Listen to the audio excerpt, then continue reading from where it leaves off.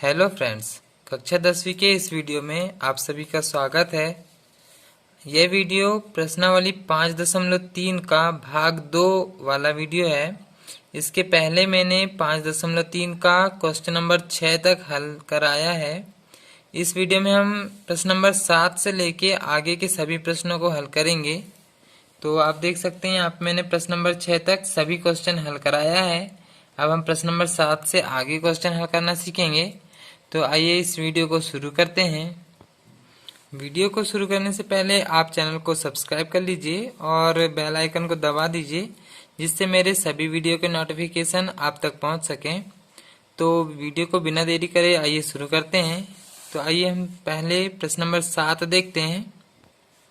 प्रश्न नंबर 7 में देखेंगे हमें एपी के प्रथम 22 पदों का योग ज्ञात करना है। तो 22 पदों का योग बोल रहा है, मतलब यहाँ पे जो n का मान है वो 22 दिया हुआ है और d का मान हमें 7 दिया हुआ है और 22वां पद पहले से दिया हुआ है 149। मतलब जो 22वां पद होगा उसका हम अंतिम पद भी मान सकते हैं, 149 दिया हुआ है। तो अभी हमें यहाँ पर प्रथम पद नहीं दिया है, यानी a का मान नहीं दिया है, तो हम इसी से निकाल लेते हैं।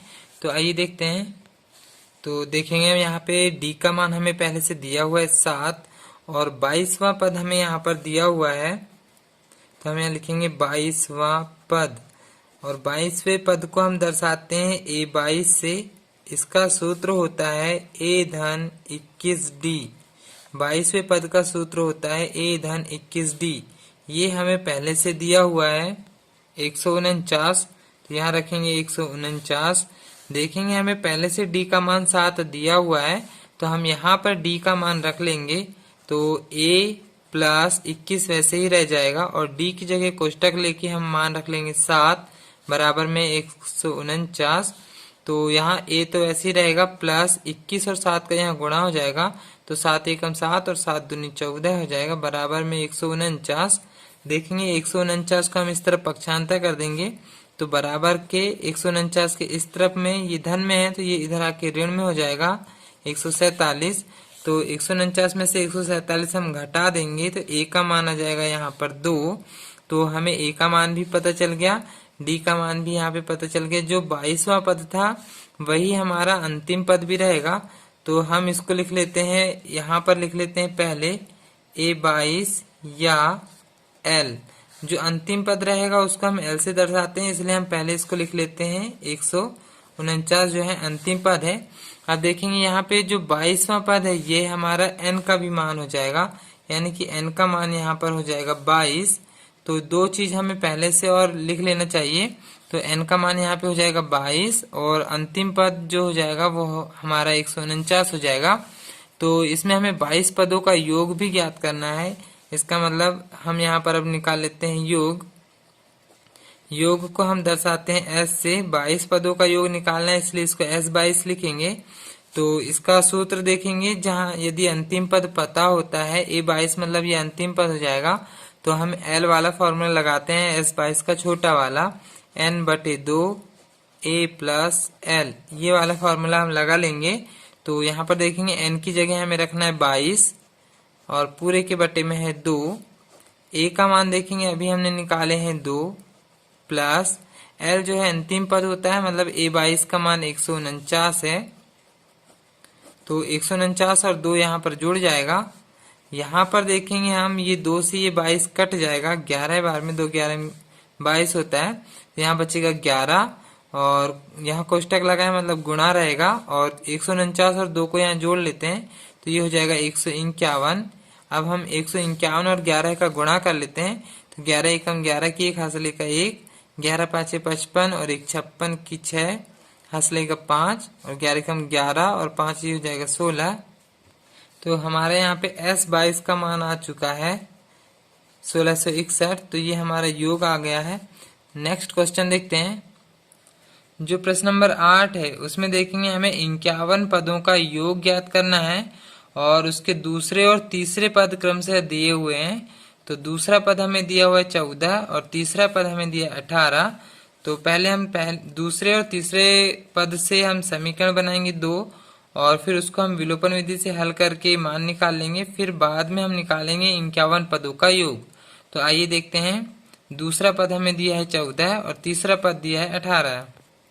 तो प्रश्न नंबर 8 में देखेंगे हमें दूसरा पद दिया है, तो दूसरे पद को हम बोलते हैं A2 और तीसरे पद को बोलते हैं A3। तो जो दूसरे पद का सूत्र होता है हमें पता है A धन D होता है और तीसरे पद का सूत्र होता है A धन 2D। यहाँ पर देखेंगे हमें दूसरा पद पहले से दिया हुआ है 14 और जो तीसरा पद है वो दिया हुआ है 18। तो इस टाइप से आप हम लिख लेंगे। यहाँ पे जो ये समीकरण आया इसको हम दे देंगे समीकरण 1 और ये जो सेकंड वाला है इसको दे देंगे समीकरण 2। अब दोनों का अब हम विलोपन विधि से हल कर लेंगे। तो यहाँ पर देखेंगे प्लस है तो उसकी जगह चिन्ह चेंज कर लेंगे, सभी में प्लस की जगह माइनस कर देंगे। तो यहाँ देखेंगे ए से ए यहाँ पे घट जाएगा और 2A और ये 1D, 2D में से 1D यहाँ पे घट जाएगा, धन ऋण घट जाता है तो यहाँ 2D में से 1D घटा देंगे तो 1D बचेगा और बड़ी संख्या के सामने का ऋण चिन्ह आएगा। इसी टाइप से इस तरफ में बराबर, यहाँ धन ऋण ये भी घट जाएगा तो 18 में से 14 घटा देंगे तो यहाँ बचेगा 4 और बड़ी संख्या के सामने का ऋण चिन्ह जाएगा। यहाँ ऋण से यहाँ का ऋण कट जाएगा, हम D के सामने 1 नहीं लिखते तो ये हो जाएगा D बराबर 4। तो हमारा D का मान यहाँ आ चुका है। अब हम D के मान को कोई भी एक समीकरण में रख लेते हैं। तो हम यहाँ पर लिख लेते हैं D का मान समीकरण 1 में रखने पर। तो अब हमने यहाँ समीकरण 1 उतार लिए हैं तो A तो वैसे ही रहेगा और D की जगह हम रख लेते हैं 4 बराबर हो जाएगा 14। हम धन 4 को 14 के इस तरफ पक्षांतर करेंगे तो ऋण 4 हो जाएगा। तो यहाँ हो जाएगा A बराबर 14 ऋण 4। तो 14 में से 4 घटा देंगे तो यहाँ हो जाएगा 10। तो हमारा A का भी मान निकल चुका है। अभी हमने D का भी मान निकाल लिए थे। अब हम प्रश्न देखते हैं। प्रश्न में हमें बोला है 51 पदों का योग ज्ञात करना है। तो यहाँ पर देखेंगे 51 पद बोल रहा है, मतलब n का मान है यहाँ पे 51, हमें योग ज्ञात करना है। अंतिम पद हमें यहाँ पर नहीं पता है, तो जब भी अंतिम पद ना पता हो तो s का बड़ा वाला फॉर्मूला लगाते हैं। n का मान यहाँ पर 51 हो जाएगा। तो हम यहाँ पर लिख लेते हैं n बराबर यहाँ हो जाएगा 51 और Sn तो यहाँ पे हमें ज्ञात करना है और D का मान अभी हमने निकाले थे 4। ये सारी चीजें हम सामने लिख लेते हैं। अब हम यहाँ पे योग ज्ञात करना है तो Sn का फॉर्मूला लगा लेते हैं। Sn का मतलब यहाँ पे 51 पदों का योग ज्ञात करना है, इसलिए सीधे हम S 51 लिख लेते हैं। तो ये सूत्र होता है n/2 2A प्लस n-1 और यहाँ हो जाएगा D। ये वाला बड़ा वाला फॉर्मूला होता है जब अंतिम पद ना पता हो। तो यहाँ पर देखेंगे S 51 का मान निकलेगा। n का मान हम यहाँ रखेंगे 51, पूरे के बटे में 2 है। यहाँ पर 2। A का मान देखेंगे अभी हमने निकाले हैं 10, फिर प्लस n की जगह हमें पता है n का मान यहाँ पर 51 है, तो n की जगह हम रख लेंगे 51 ऋण 1 और फिर बाहर पे D है, D का मान हमारे पास है 4। तो यहाँ पर देखेंगे 2 से तो 51 नहीं कट रहा है तो इसको इसी टाइप से लेते चलेंगे।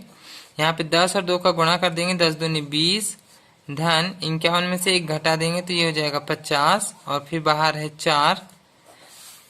यहाँ पर देखेंगे 51/2 ऐसे ही रहेगा। यहाँ पर है 20 धन 50 और 4 का यहाँ गुणा कर देंगे तो 499 4 5 20 तो ये हो जाएगा 200। 200 और 20 को यहाँ जोड़ देंगे तो यहाँ पर तो पहले 51/2 ही रहेगा और कोष्टक के बाहर यहाँ गुणा और 20 और 200 का यहाँ गुणा कर देंगे तो 3 यहाँ पर यहाँ पे 20 और 200 को यहाँ जोड़ना है तो 20 और 200 ये हो जाएगा 220। यहाँ पर देखेंगे 2 से 220 यहाँ पे कट जाएगा, 2 एकम 2 2 एकम 2 और 1 0 तो 110 बार में कट जा रहा है। तो 51 और 110 का यहाँ पर अब हम गुणा कर देंगे। यहाँ पे 5610 आ रहा है 51 पदों का योग। तो हमारा S 51 का मान आ गया है 5610। नेक्स्ट क्वेश्चन देखते हैं। प्रश्न नंबर 9 देखते हैं। यहाँ पर लिखा है यदि किसी AP के प्रथम 7 पदों का योग, यहाँ पर देखेंगे पहले 7 पदों को जोड़ के यहाँ दिया हुआ है 49, यहाँ पे n का मान रहेगा 7 और प्रथम 17 पदों का योग, यहाँ पे n का मान है 17, 17 पदों का योग जोड़ के दिया हुआ है 289। तो यहाँ पर हमें n पदों का योग ज्ञात करना है। 7वां पदों का योग दिया है, 17 पदों का योग दिया है, n पदों का योग क्या होगा ये हमें ज्ञात करना है। तो यहाँ से 7 पदों का योग से हमारा एक समीकरण मिलेगा, 17 पदों का योग से 2 समीकरण मिलेगा, फिर दोनों को हम विलोपन विधि से हल कर लेंगे। तो आइए देखते हैं। यहाँ पर देखेंगे 7 पदों का योग हमें 49 पहले से दिया है, तो 7 पदों के योग को हम दर्शाते हैं S7 से। ये दिया हुआ है हमें 49, इसका अब हम यहाँ पे फॉर्मूला लगा लेंगे n/2 2a प्लस n-1 और d, तो ये बराबर यहाँ पर रहेगा 49। देखेंगे n का मान हमें 7 दिया हुआ है, तो n की जगह अब हम 7 रख ले रहे हैं, तो यहाँ हो जाएगा 7/2 2a प्लस, यहाँ पे कोष्टक है, फिर n की जगह रहेगा 7 ऋण 1 और फिर बाहर है d। यहाँ पर हमारे पास a और d का मान नहीं है, इसको हम वैसे ही ले लेंगे बराबर, और यहाँ हो जाएगा 49। तो यहाँ पर देखेंगे 7/2 तो ऐसे ही रहेगा, और बाहर है 2a धन 7 में से 1 घटा देंगे तो ये हो जाएगा 8, तो इसका कोष्टक हट जाएगा। हम लिख लेते हैं, सॉरी 7 में से 1 घटा देंगे तो यहाँ हो जाएगा 6, और यहाँ बाहर रहेगा d, बराबर में हो जाएगा 49। तो अब हम देखेंगे 7/2 का हम यहाँ अंदर गुणा कर लेते हैं, तो इसका कोष्टक हट जाएगा। या फिर हम 7/2 का हम इस तरफ पक्षांतर भी कर सकते हैं, तो 7/2 इस तरफ आके पलट जाएगा, 2/7 हो जाएगा, तो हम 7/2 का पक्षांतर ही कर लेते हैं, तो कोष्टक हट जाएगा। ये हो जाएगा 2a धन 6d बराबर 49, और 7/2 यहाँ पे कोष्टक लगा है मतलब गुणा में है, तो इस तरफ आके पलट जाएगा, 2/7 हो जाएगा। यहाँ देखेंगे 7 से यहाँ पे 49 कट जाएगा, 7×7 49, 7 बार में, तो यहाँ 7 और 2 का यहाँ गुणा कर लेंगे, तो ये हो जाएगा 2a धन 6d बराबर 7 दूनी यहाँ पे 14 हो जाएगा। तो ये हो गया हमारा समीकरण 1। अब हम आगे क्वेश्चन पढ़ते हैं। अब आगे हमें दिया 17 पदों का योग 289 है, तो अब हम इससे सेकंड समीकरण बनाएंगे। तो इस तरह से हम लिख लेते हैं 17 पदों का योग 289 है, इसका मतलब S17 का मान दिया हुआ है 289। तो S17 मतलब यहाँ पे हम फॉर्मूला लगा लेते हैं n/2 2a plus n-1 d बराबर है 289। तो यहाँ पर हम n का मान रखेंगे, देखेंगे S17 का मान है मतलब n की जगह 17 है, तो यहाँ दोनों जगह n की जगह 17 रख देंगे, तो ये हो जाएगा 17/2 2a प्लस, यहाँ पर भी रख देंगे 17-1, और यहाँ हो जाएगा d बराबर में है 289। तो 17/2 ऐसे ही रहेगा, ये हो जाएगा 2a प्लस 17 में से 1 घटा देंगे तो ये हो जाएगा 16d बराबर में है 289। तो यहाँ से भी हम उसी टाइप से 17/2 को इस तरफ पक्षांतर कर देते हैं, तो इस तरफ जाके पलट जाएगा, तो यहाँ पे हो जाएगा 2a धन 16d बराबर 289 गुणा 17/2 इधर जाके 2/17 हो जाएगा। देखेंगे 17 से 289 यहाँ पे कट जाएगा, तो यहाँ देखेंगे 17 एकम 17 17 एकम 17 बचेगा, यहाँ पे 28 में से 17 घटा देंगे तो यहाँ हो जाएगा 11, तो 119 हो जाएगा। फिर 17×7 119 होता है, तो मतलब 17 के पहाड़े में 17 ही बार में 289 कट रहा है। तो अब हम यहाँ 17 और 2 का यहाँ गुणा कर लेंगे, तो 17 दूनी यहाँ पे 34 हो जाएगा, और इस तरफ में है 2a धन 16d। तो यहाँ पर देखेंगे ये जो आया हमारा समीकरण 2 हो गया। अब हम समीकरण 1 और समीकरण 2 दोनों को विलोपन विधि से हल कर लेंगे। यहाँ पर देखते हैं a या d के दोनों के मान बराबर हैं या नहीं। तो समीकरण 1 में देखेंगे a के सामने यहाँ पर 2 है, और समीकरण 2 में a के सामने यहाँ पर भी 2 है, तो दोनों में a के सामने की संख्या समान है, तो बस अब हम विलोपन विधि से हल कर लेते हैं। तो हम इस तरह से यहाँ पर लिख लेते हैं, समीकरण 1 और समीकरण 2 से यहाँ विलोपन विधि से हम हल कर रहे हैं। तो अब हम समीकरण 1 और 2 को एक के नीचे एक उतार लिए हैं, तो विलोपन विधि में हम घटाते हैं, तो यहाँ सामने के दोनों चिन्हों को हम बदल देंगे। तो नीचे नीचे के सभी चिन्हों को हमने चेंज कर दिए हैं, 2a में से 2a यहाँ घट जाएगा। देखेंगे धन ऋण ये भी घट रहा है, 16 में से 6 घटा देंगे तो यहाँ बचेगा 10d, लेकिन बड़ी संख्या के सामने का ऋण चिन्ह जाएगा बराबर 34 में से 14 यहाँ पर भी घट जाएगा, तो यहाँ बचेगा 20, और यहाँ पर भी बड़ी संख्या के सामने का ऋण चिन्ह जाएगा। तो यहाँ पे ऋण 10 को हम पूरा पूरा पक्षांतर करेंगे, 10 और d देखेंगे यहाँ पे साथ में मतलब गुणा में है, तो ऋण 10 पूरा पूरा ऋण 20 के बटे में जाएगा। तो ऋण से ऋण यहाँ पे कट जाएगा और 10 से 20 यहाँ पे 2 बार में कट जाएगा। इसका मतलब डी का मान यहाँ पर आ रहा है 2। अब हम डी के मान को कोई भी एक समीकरण में रख के ए का मान निकाल लेंगे। तो इस तरह से हम लिख लेंगे डी का मान समीकरण 1 में रखने पर। तो अब हम इसको समीकरण 1 पहले उतार लेते हैं। तो ये समीकरण 1 हो जाएगा, डी की जगह हम रख देंगे 2। तो पहले आ जाएगा 2a प्लस 6 और डी की जगह कोष्टक ले लेंगे और उसकी जगह रख देंगे 2 बराबर में है 14। तो ये हो जाएगा 2a धन 6 और 2 का यहाँ गुणा कर देंगे, 6 दूनी 12 बराबर में है 14। 12 को हम पक्षांतर कर देंगे तो इस तरफ माइनस में जाएगा। तो यहाँ हो जाएगा 2a बराबर 14 और धन 12 इस तरफ आके ऋण 12 हो जाएगा। तो 2a बराबर 14 में से 12 घटा देंगे तो यहाँ बचेगा 2। तो यहाँ से 2 को पक्षांतर कर देंगे तो ये हो जाएगा, यहाँ 2 के बटे में जाएगा। तो यहाँ 2 से 2 कट जाएगा, एक बार में 2 एकम 2 होता है। तो यहाँ पर देखेंगे a का मान भी हमारा 1 आ रहा है, यहाँ पर a का मान हो जाएगा 1 और d का मान आया हमारा 2, a का मान आ गया 1। अब हमें प्रश्न में बोला है nवें पदों का योग ज्ञात करना है। तो nवें पदों का योग, nवें पदों के योग को हम दर्शाएंगे एस एन से। तो इसका सूत्र हो जाएगा हमारा n के बटे 2, 2a प्लस n माइनस 1 और d। तो देखेंगे a का मान भी है हमारे पास, d का मान भी है, बस n का मान अभी नहीं है, हम n की जगह n ही रखेंगे। तो अब हम इसको हल कर लेते हैं। n का तो n बटे 2 ही रहेगा, यहाँ पर हो जाएगा 2 और a की जगह देखेंगे यहाँ रखना है हमें 1 प्लस n माइनस 1 वैसे ही रहेगा, n का मान नहीं है हमारे पास और d का मान अभी हमने निकाले हैं 2। तो यहाँ d की जगह रख देंगे 2। तो यहाँ पर देखेंगे अब हम, यहाँ पर भी 2 है, यहाँ पर भी 2 है। तो हम यहाँ 2 को बाहर निकाल सकते हैं, या तो फिर पहले हम 2 और 1 का अंदर गुणा कर देते हैं, यहाँ पे 2 का अंदर यहाँ गुणा कर देते हैं, ऐसा भी कर सकते हैं। तो ये हो जाएगा n बटे 2, 2 एकम 2 हो जाएगा प्लस यहाँ पे n 2 का गुणा n में करेंगे तो ये हो जाएगा 2n माइनस 2 का गुणा 1 में करेंगे तो 2 एकम 2 हो जाएगा। देखेंगे यहाँ पे 2 से ये 2, ये धन में है ये ऋण में है, तो ये दोनों घट जाएंगे। तो यहाँ पर हमारे पास सिर्फ बच रहा है n बटे 2 और यहाँ पे बच रहा है 2n।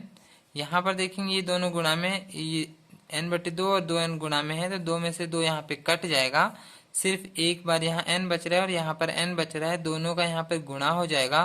तो एक n और एक n का यहाँ पर हम गुणा करेंगे तो ये हो जाएगा n की घात में 2। तो Sn यानी कि nवें पदों का योग यहाँ पर आ रहा है n की घात 2। तो ये हमारा आंसर हो जाएगा। नेक्स्ट क्वेश्चन देखते हैं। प्रश्न नंबर 10 में देखेंगे हमें यहाँ पर एक a1 a2 an तक एक AP बनती है और an का मान नीचे दिया हुआ है। हमें प्रत्येक स्थिति में प्रथम 15 पदों का योग ज्ञात करना है। देखेंगे हमें n का मान यहाँ पर दिया हुआ है 15 पदों तक हमें योग ज्ञात करना है। तो अब हम पहला वाला प्रश्न देखते हैं। तो इस तरह से हमें यहाँ पे प्रश्न दिया हुआ है। यहाँ पर हम n का 1 से लेके 15 तक मान रख के देखेंगे तो यहाँ पे हमें AP पता चल जाएगा। 15 पदों तक का योग निकालना है, इसलिए हम n बराबर 1 2 3 4 5 डैश डैश करके अब हम इसको ले जाएंगे 15 तक हम रख के देखते हैं। यहाँ लिख लेते हैं रखने पर, यानी जहां पर भी n दिख रहा है उसकी जगह हम 15 तक ले जाकर रखेंगे मान। तो सबसे पहले हम यहाँ n की जगह 1 रख ले रहे हैं। तो यहाँ हो जाएगा a1 बराबर 3 धन यहाँ पे हो जाएगा 4 और फिर n की जगह हम ले लेंगे कोष्टक और वहां रख लेते हैं 1। तो देखेंगे ये 3 वैसे ही रहेगा धन 4 और 1 का यहाँ पे गुणा हो जाएगा, 4 एकम 4। तो 4 और 3 को यहाँ जोड़ लेते हैं तो ये हो जाएगा 7। तो a1 का मान आ चुका है 7। a2 निकाल लेते हैं, यानी कि अब हम 2 रख रहे हैं n की जगह में। तो यहाँ पे हो जाएगा 3 धन 4 और n की जगह ले रहे हैं कोष्टक और वहां पर रख लेते हैं 2। तो ये 3 तो वैसे ही रहेगा धन 4 और 2 का यहाँ गुणा हो जाएगा, 4 दूनी 8 हो जाएगा। तो 8 और 3 यहाँ पे हो जाएगा 11। इसी तरह से अब हम a3 भी निकाल लेते हैं। तो यहाँ पर 3 रख रहे हैं अब हम n की जगह में। तो यहाँ हो जाएगा 3 धन 4 और n की जगह कोष्टक ले रहे हैं और अब हम रखेंगे 3। तो ये 3 तो वैसे ही रहेगा धन 4 और 3 का यहाँ पे गुणा हो जाएगा, 4 तिया 12। देखेंगे 12 और 3 यहाँ पे जुड़ जाएगा, ये हो जाएगा 15। इसी तरह से अब हम आगे भी ऐसे पद निकाल सकते हैं। तो अब हम सीधे लास्ट वाला पद निकाल लेते हैं। 15 पदों का योग निकालना है, इसलिए अब हम n की जगह रख के देखेंगे 15। तो ये हो जाएगा a15 बराबर, यहाँ पर हो जाएगा 3 प्लस 4 वैसे ही रहेगा, और n की जगह हम कोष्टक ले रहे हैं और वहां पर रख लेते हैं 15। तो यहाँ पे 3 वैसे ही रहेगा, धन 4 और 15 का यहाँ गुणा कर लेते हैं, 15 चौके 60 हो जाएगा। तो 60 और 3 यहाँ पे जुड़ जाएगा, ये हो जाएगा 63। तो देखेंगे अब हमें A1 से लेके A15 तक एक श्रेणी बन गई है हमारी।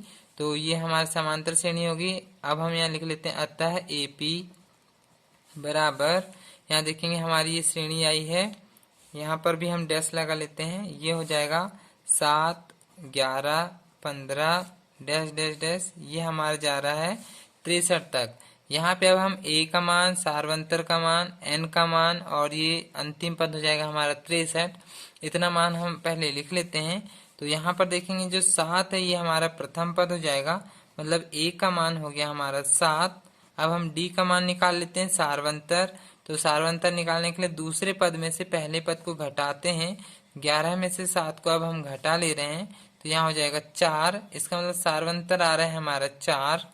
और देखेंगे हमारे पास n का मान जो है 15 पदों का योग ज्ञात करना है, मतलब n का मान यहाँ पर हमारे पास है 15। और ये जो 63 है ये हमारा अंतिम पद दिया हुआ है, यानी कि an या l अंतिम पद को दर्शाते हैं। ये हमें दिया हुआ है 63। अब हमें यहाँ पे 15 पदों का योग ज्ञात करना है, तो इसलिए हम अब यहाँ पे S15 का मान निकाल लेंगे। हमारे पास अंतिम पद पता है, इसलिए हम इसमें छोटा वाला फॉर्मूला लगाएंगे, a प्लस l, ये वाला फॉर्मूला लगा लेते हैं। तो यहाँ n की जगह हमें रखना है 15 पूरे के बटे में 2। a का मान देखेंगे हमारे पास है 7, धन अंतिम पद l का मान है 63। तो यहाँ पर 7 और 63 को जोड़ लेंगे, 15 बटे 2, यहाँ पे कोष्टक लगाए मतलब गुणा हो जाएगा। 63 और 7 यहाँ पर हो जाएगा 70। देखेंगे 2 से 70 यहाँ पे कट जाएगा, 35 दूनी 70 होता है, 35 बार में कट जाएगा। 15 और 35 का यहाँ पर अब हम गुणा कर लेते हैं। तो 15 पन्ने 75 और 15 तिया 45, 15 तिया 45 और 7 हो जाएगा 52। तो 525 आ रहा है, मतलब 15 पदों का योग आ गया हमारा 525। तो ये क्वेश्चन हो चुका है। नेक्स्ट क्वेश्चन देखते हैं। सेकेंड वाला भी सेम उसी तरह से है। यहाँ पर भी हम n की जगह 1, 2, 3, 4 इस टाइप से अब हम इसको 15 तक रखेंगे और इसके बाद एक श्रेणी बनाएंगे। तो अब हम यहाँ पे मान रख रहे हैं। तो सबसे पहले अब हम n की जगह 1 रख के देखते हैं। तो यहाँ पर पहले से 9 ऋण 5 और n की जगह हम कोष्टक ले रहे हैं और उसकी जगह रख रहे हैं 1। तो ये 9 तो वैसे ही रहेगा बराबर 5 और 1 का गुणा हो जाएगा, 5 एकम 5, सॉरी यहाँ पर ऋण आएगा और 5 एकम 5 हो जाएगा। तो 9 में से 5 यहाँ पे घट जाएगा, तो यहाँ हो जाएगा 4। तो इसी टाइप से अब हम दो a2 भी निकाल लेते हैं, सेकेंड वाला पद। n की जगह अब हम रख रहे हैं 2, तो यहाँ पर तो 9 वैसे ही होगा, ऋण 5 और n की जगह कोष्टक ले रहे हैं उसकी जगह रखेंगे 2। तो यहाँ पे तो हो जाएगा 9 ऋण, यहाँ पर ये ऋण है और 5 और 2 का गुणा कर देंगे, 5 दूनी 10 हो जाएगा। तो देखेंगे 10 में से यहाँ पर 9 घट जाएगा, तो यहाँ बचेगा 1, लेकिन बड़ी संख्या के सामने का यहाँ ऋण चिन्ह आएगा। इसी तरह से अब हम a3 भी निकाल लेते हैं। तो तीसरा पद निकाल रहे हैं, n की जगह 3 रख रहे हैं, तो यहाँ हो जाएगा 9 ऋण 5 और n की जगह यहाँ पर अब रखेंगे 3। तो 9 तो वैसे ही रहेगा, ऋण 5 दिया यहाँ पे 15 हो जाएगा। तो 15 में से यहाँ पर 9 घटा लेते हैं, तो ये हो जाएगा 6, लेकिन बड़ी संख्या के सामने का यहाँ पर आ जाएगा ऋण चिन्ह। तो इसी तरह से अब हम आगे भी और पद निकाल सकते हैं। तो अब हम सीधे लास्ट वाला पद निकालेंगे, हमें 15 रखना है n की जगह। तो ये हो जाएगा a15 बराबर 9 वैसे ही रहेगा, ऋण 5 और n की जगह कोष्टक ले रहे हैं वहां रख लेते हैं 15। तो 9 तो वैसे ही रहेगा, ऋण 15 पन्ने यहाँ पे 75 हो जाएगा। तो 75 में से अब हम 9 घटा ले रहे हैं, यहाँ पे 66 हो जाएगा और बड़ी संख्या के सामने का ऋण चिन्ह आ जाएगा। तो ये हो गया हमारा लास्ट वाला पद।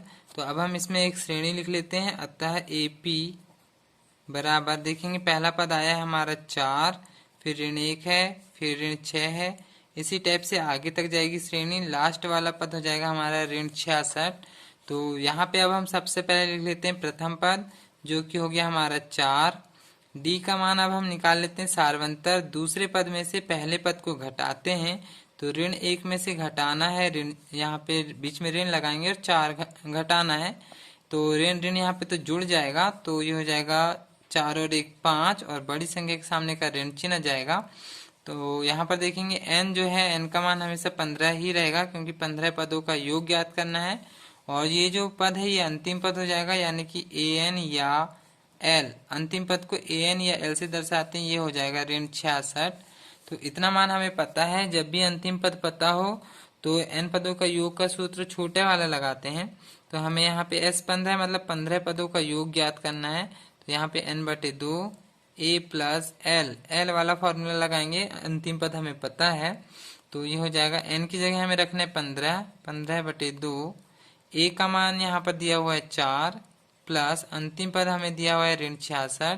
तो यहाँ पे इसको कोष्टक में रखना पड़ेगा, तो धन ऋण यहाँ पे तो घट जाएंगे, यहाँ पे 15/2 हो जाएगा, 4 धन ऋण का यहाँ ऋण हो जाएगा, और ये हो जाएगा 66। 66 में से 4 हमें घटाना है, तो 15/2, और 66 में से 4 घटा देंगे तो 62 हो जाएगा, और बड़ी संख्या के सामने का ऋण चिन्ह आएगा। यहाँ देखेंगे 2 से 62 यहाँ पे कट जाएगा, 2 3 6 2 एकम 2, 31 बार में कट रहा है, तो 15 गुणा ऋण 31 हो जाएगा। तो यहाँ पे जब हम गुणा करेंगे तो धन ऋण का यहाँ ऋण रहेगा, और 15 और 31 का हम गुणा कर लेते हैं, तो 15 एकम 15, और 15 तिया 45 और 1 46, मतलब 465 माइनस 465 आंसर आ रहा है 15 पदों का योग का। तो ये हमारा क्वेश्चन हो चुका है। नेक्स्ट क्वेश्चन देखते हैं। अब जो क्वेश्चन नंबर 11 है, ये एग्जाम में नहीं पूछा जाता, फिर भी हम इसको हल करके देख लेते हैं। तो यहाँ पे तो प्रश्न नंबर 14 तक बस एग्जाम में आता है, इसके आगे के क्वेश्चन नहीं पूछे जाते, फिर भी मैं यहाँ पे सारे क्वेश्चन हल करा के दिखा रहा हूँ। तो प्रश्न नंबर 11 देखते हैं। यहाँ पे हमें एपी के प्रथम n पदों का योग यहाँ पर पहले से निकाल के दिया हुआ है, और इसका प्रथम पद क्या होगा, प्रथम 2 पदों का योग क्या होगा, दूसरा पद क्या होगा, इसी प्रकार तीसरा पद, 10वां पद और nवां पद क्या होगा, ये सारे पद हमें बताना है। तो सबसे पहले जो हमें n पदों का योग दिया हुआ है उससे हम हल करते हैं। तो प्रश्न नंबर 11 में देखेंगे n पदों का योग हमें पहले से दिया है, तो उसे हम Sn से दर्शाएंगे। 4n माइनस n का वर्ग ये हमें पहले से दिया हुआ है। तो अब हम यहाँ पे n की जगह 1 रख के देख लेते हैं, तो हमें पहला पद यहाँ पता चल जाएगा।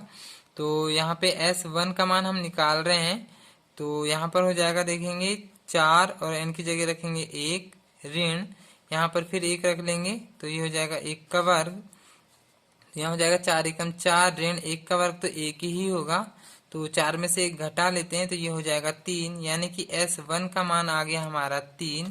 इसी तरह से अब हम S2 का भी मान निकाल सकते हैं, S3 का भी मान निकाल सकते हैं।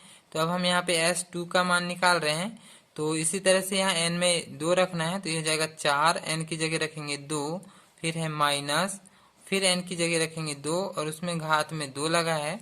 तो यहाँ पर देखेंगे 4 और 2 का यहाँ गुणा कर देंगे, 4 दूनी 8 हो जाएगा, फिर ऋण यहाँ पर 2 का वर्ग करना है, तो 2 दूनी 4 हो जाएगा, तो 8 में से 4 हम घटा देंगे, तो यहाँ पर बचेगा 4।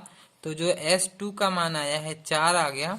S3 का भी हम निकाल लेते हैं, तो इसी तरह से n की जगह 3 रखना है, यहाँ पे है 4n मतलब 4 कोष्टक में रखेंगे 3, फिर ऋण, फिर n का वर्ग है मतलब यहाँ पे 3 लिख के उसकी घात 2 लगाना है, तो 4 और 3 का यहाँ गुणा कर देंगे, 4 तिया 12 हो जाएगा ऋण, और 3 का वर्ग करेंगे मतलब 3 और 3 का गुणा करना है 2 बार, तो 3 तिया 9 होता है, तो मतलब 3 का वर्ग 9 हो जाएगा। 12 में से 9 को यहाँ घटा देंगे, तो 12 में से 9 घटाएंगे तो यहाँ बचेगा 3। तो तीसरा वाला जो S3 का मान आ रहा है वो भी आ रहा है हमारा 3।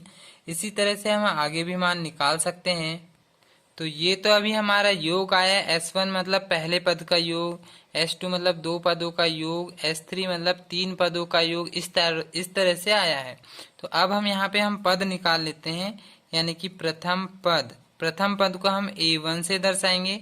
A1 का मतलब S1 ही रहेगा, जो प्रथम पद रहेगा उसको 1 को जोड़ेंगे तो उतना ही पद आएगा, तो जो S1 का मान मतलब पहले पद का योग जो आएगा वो ही प्रथम पद भी रहेगा। तो S1 का मान 3 आया था, तो A1 और S1 दोनों वही रहेंगे, मतलब पहला पद हो जाएगा हमारा 3। इसी तरह से हम दूसरा पद निकाल लेते हैं यानी कि A2।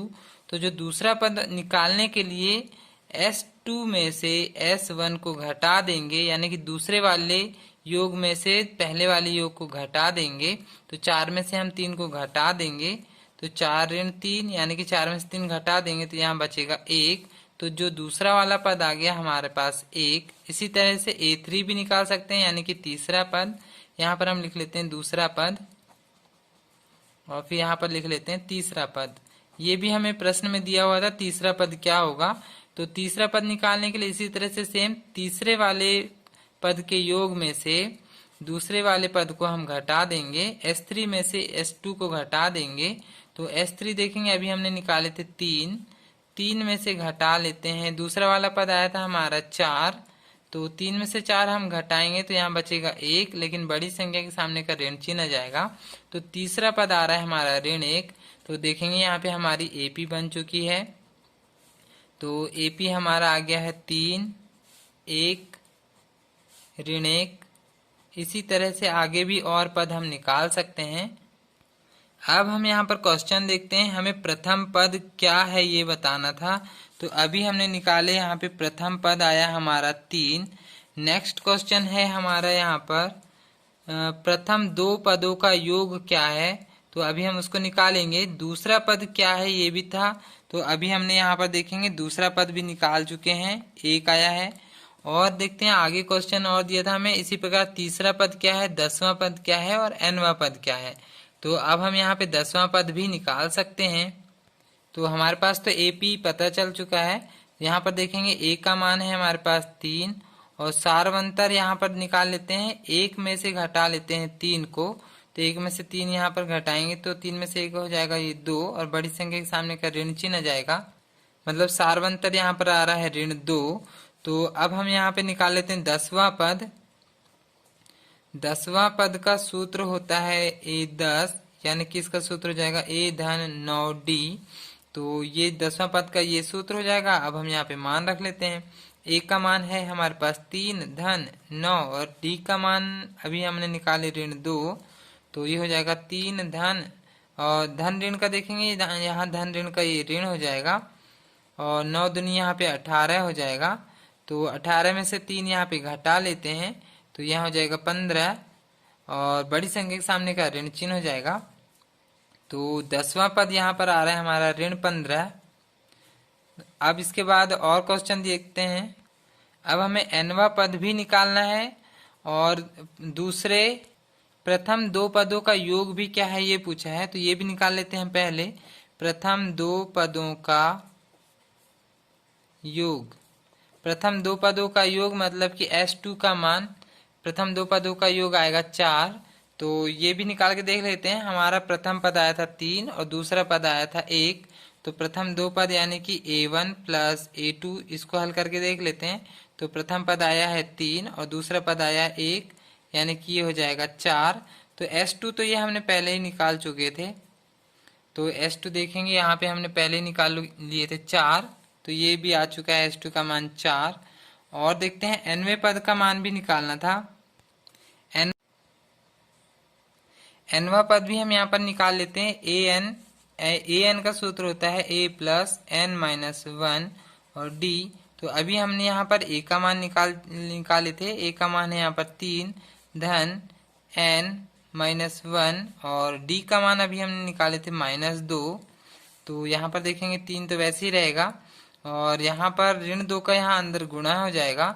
तो ऋण 2 का गुणा जब n में करेंगे तो ऋण 2n ही होगा और ऋण 2 का गुणा ऋण 1 में करेंगे तो ऋण ऋण का यहाँ धन हो जाएगा। 2 एकम 2। तो 3 और 2 यहाँ पे धन धन यहाँ जुड़ जाएंगे तो 3 और 2 5 हो जाएगा और ऋण 2n ऐसे ही रहेगा। तो देखेंगे an मतलब nवां पद का मान आ रहा है 5 ऋण 2n। तो ये भी हमारे एक आंसर हो जाएगा। तो ये क्वेश्चन पूरा हो चुका है। नेक्स्ट क्वेश्चन देखते हैं। अब हम देखते हैं 12, 13 और 14 ये IMP प्रश्न है। ये ज्यादातर एग्जाम में पूछे जाते हैं। तो यहाँ पर देखते हैं 12वें नंबर का, ऐसे प्रथम 40 धन पूर्णांकों का योग ज्ञात करना है। मतलब 40 धन पूर्णांकों का योग, ये n का मान है 40 जो 6 से विभाज्य हो जाते हैं। हमें 40 ऐसे धन पूर्णांक बताना है जो 6 से भाग जाते हैं, मतलब 6 के पहाड़े में भी आते होंगे और 6 से भाग चले जाते होंगे, ऐसी संख्या हमें देखना है। तो अब हम यहाँ पे 6 से विभाज्य होने वाली 40 संख्याओं को देख लेते हैं। तो इसको निकालने के लिए सीधे हम 6 का पहाड़ा बना लेते हैं। 6 और 1 का गुणा करेंगे, 6 और 2 का गुणा करेंगे, इसी टाइप से 6 और 3 का, इसी टाइप से 6 4 6 5 का यहाँ गुणा करते चलेंगे। लास्ट में कहाँ तक जाना है हमें? 40 तक, मतलब कि 6 और 40 का यहाँ पे गुणा करेंगे तो लास्ट वाला पद पता चल जाएगा। तो अब यहाँ से अब हमारी एपी निकल जाएगी। 6 एकम 6, 6 दूनी 12, 6 त्री 18। इसी टाइप से देखेंगे लास्ट में जाएंगे 6 शून्य शून्य और 6 चौके 24। लास्ट वाला पता चल गया हमें 240। तो ये सारे हमें एपी पता चल गया। तो देखेंगे ए का मान हमारा आ चुका है 6, डी का मान देखेंगे यहाँ पे 6 का अंतर है सब जगह, तो फिर भी हम निकाल लेते हैं। 12 में से 6 को घटा देंगे, दूसरे पद में से पहले पद को घटाते हैं तो यहाँ पर देखेंगे 6 का अंतर है, मतलब डी का मान आ गया 6। और एन का मान देखेंगे, यहाँ पे 40 संख्या हमने निकाले हैं तो एन का मान हो जाएगा 40। और ये जो 240 है ये हमारा अंतिम पद हो जाएगा, यानी कि ए एन या एल, ये हो गया हमारा 240।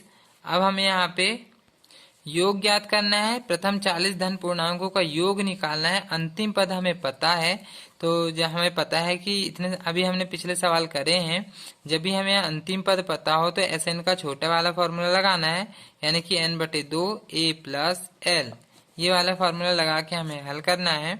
तो यहाँ पर देखेंगे n का मान 40 दिया है तो यहाँ पर रखेंगे 40, s 40 का मान हमें ज्ञात करना है, यहाँ पर भी रख देंगे 40/2। ए का मान अभी हमने निकाले 6 धन एल का मान है हमारे पास 240।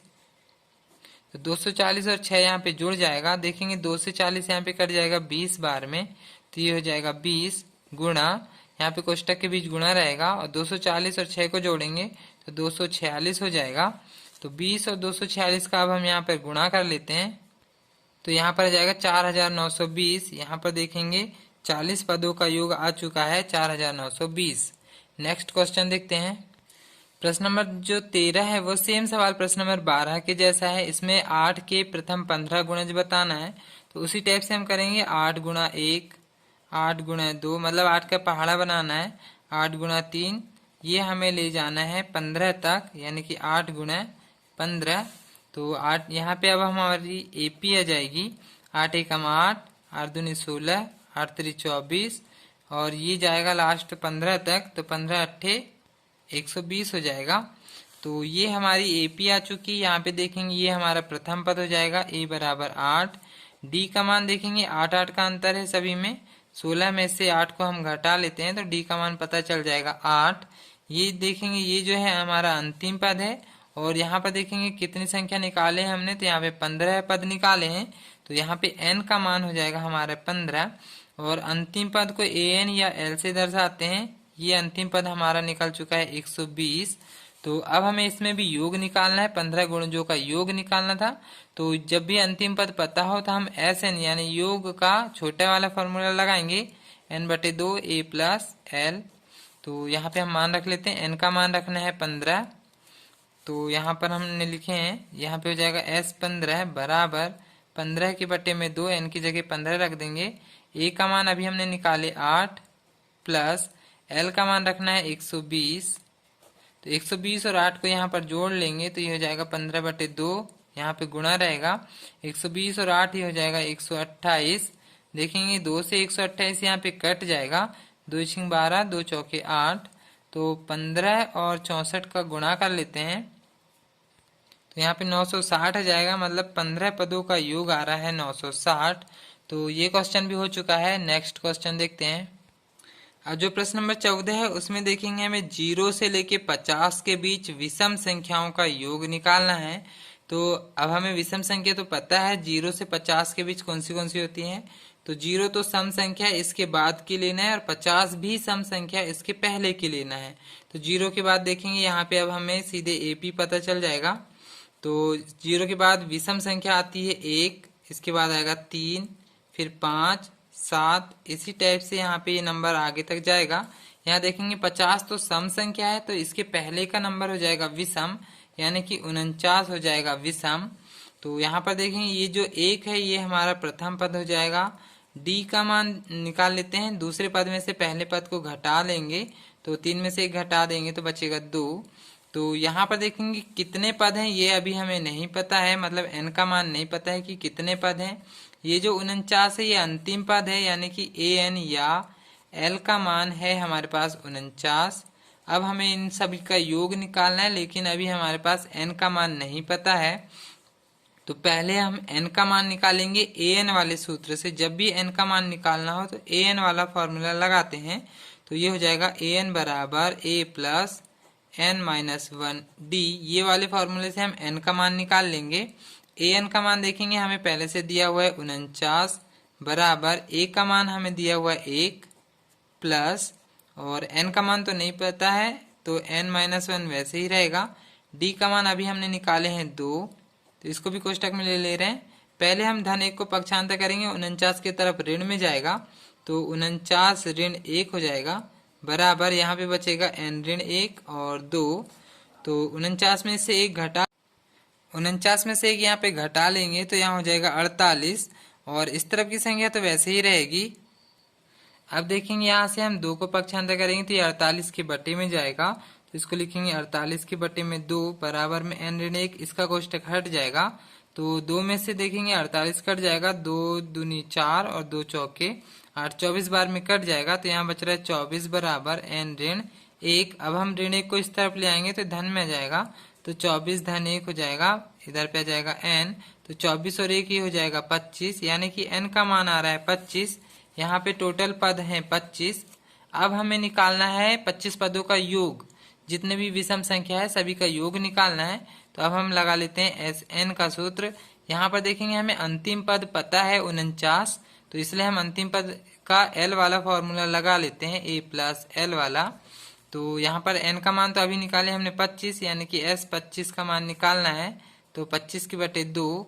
a का मान है हमारे पास 1 प्लस अंतिम पद जो है 49 है, 49 और 1 यहाँ पे जुड़ जाएगा, तो यहाँ पे तो 25 बटे 2 ही रहेगा, और 49 और 1 यहाँ पे हो जाएगा 50। तो देखेंगे 2 में से 50 यहाँ कट जाएगा, 25 दूनी 50 होता है, तो यहाँ पर बच रहा है 25 गुणा 25।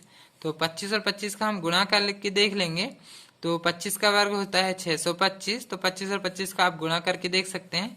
तो ये हमारा आ रहा है 25 पदों का योग, यानी विषम संख्याओं का योग 625।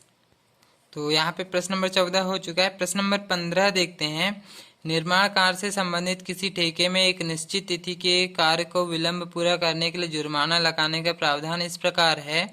मतलब किसी काम को करने के लिए कोई यदि विलंब करता है उस काम को, तो उसमें जुर्माना लगाया जा रहा है।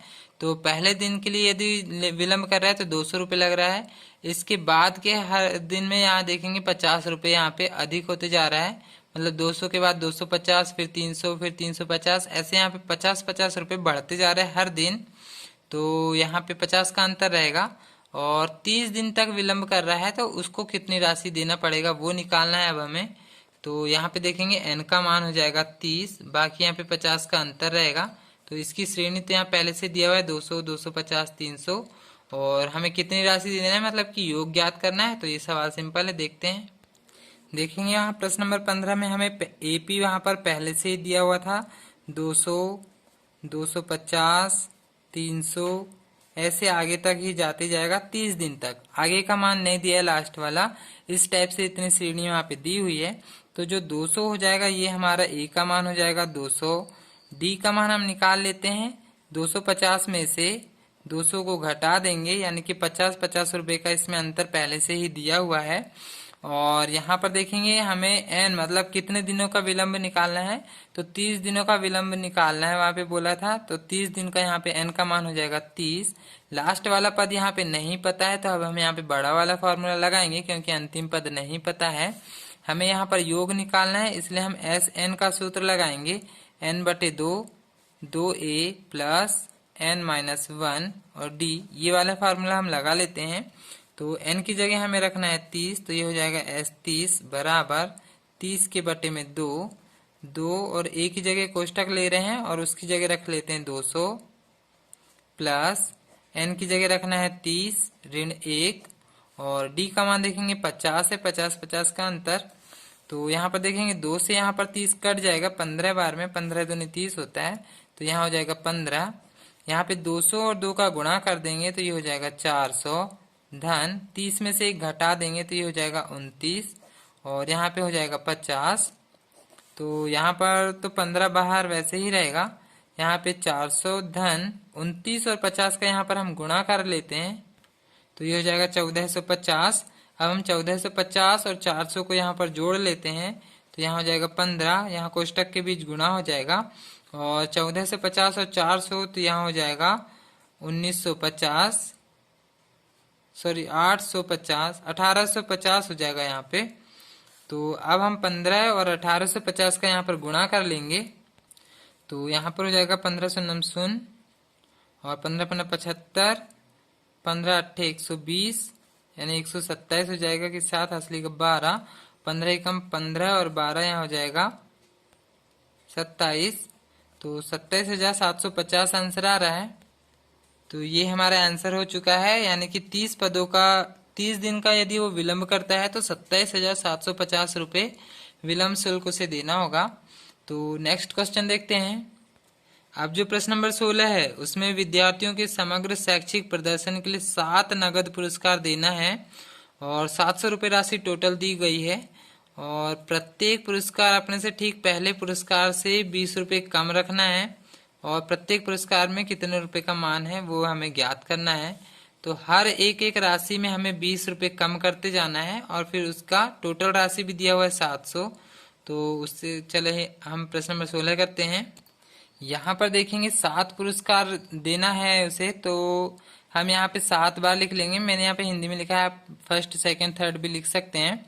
तो प्रथम पुरस्कार को हमें पहले कुछ मानना पड़ेगा, तो हम मान के चलते हैं कि x उसको पुरस्कार दिए प्रथम पुरस्कार।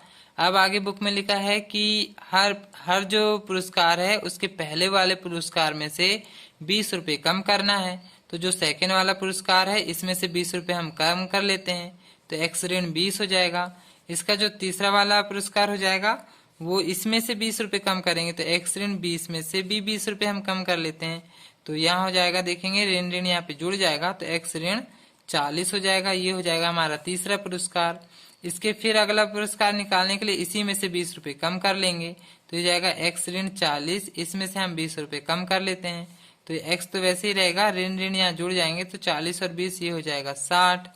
इसी तरह से अगला पुरस्कार भी निकालने के लिए इसमें से 20 रुपये कम कर लेंगे तो ये हो जाएगा x ऋण 60 में से 20 रुपये कम कर लेते हैं तो 60 और 20 यहाँ हो जाएगा 80, तो x ऋण 80 हो जाएगा। इसी तरह से अगला पुरस्कार निकालने के लिए इसमें से 20 रुपये कम कर लेंगे तो ये हो जाएगा x ऋण 80, इसमें से 20 कम कर लेते हैं तो x ऋण यहाँ 80 और 20 ये हो जाएगा 100। इसी तरह से लास्ट वाला पुरस्कार लेने के लिए यहाँ इसमें से हम 20 को कम कर लेंगे तो ये हो जाएगा x ऋण 100, उसमें से 20 कम कर लेते हैं तो ये हो जाएगा x ऋण 120। तो यहाँ पर देखेंगे ये सारे ये टोटल हमारे आ चुके हैं। अब हम इसका कुल पुरस्कार निकाल लेते हैं। तो यहाँ पर हम कुल पुरस्कार निकाल, हमें पहले से दिया हुआ है कुल पुरस्कार, हमें पहले से दिया हुआ है 700 और ये भी हमारा ये सब पुरस्कार हैं तो इनको सबको जोड़ना पड़ेगा तो हमारा टोटल आएगा 700। तो अब हम इनको सबको जोड़ लेते हैं पहले। तो सबसे पहले है हमारे पास x प्लस सेकेंड नंबर में x ऋण 20, फिर प्लस, फिर है x ऋण 40। इसी तरह से अब हम सारे इनाम को जोड़ लेंगे, x ऋण 60, x ऋण 80 प्लस x ऋण 100 प्लस x ऋण 120 तक गया है और बराबर में लगाएंगे 700। तो अब हम इनको सबको एक बार हम जोड़ लेते हैं और बराबर में लेते चलना है 700 क्योंकि टोटल इनाम 700 रुपये है। तो देखेंगे x कितने बार आया है, 1 2 3 4 5 6 7, 7 बार हमारे पास x आया है। तो हम यहाँ पर लिख लेंगे 7x और फिर आगे देखते हैं। यहाँ पर देखेंगे 20 40 60 80 100 और 120 सब ऋण में है तो ऋण ऋण तो सब जुड़ जाएंगे और बड़ी संख्या के सामने का ऋण चिन्ह आ जाएगा। तो 20 और 40 60 हो जाएगा, 60 और 60 120, 120 और 120 240 हो जाएगा। 240 और 100 340 हो जाएगा। 340 और 80 को हम जोड़ लेते हैं तो 420 हो जाएगा। इसका मतलब 4x ऋण 420 हो जाएगा, बराबर में है 700 रुपये। तो अब हम इसको पक्षांतर करके x का मान निकाल लेते हैं।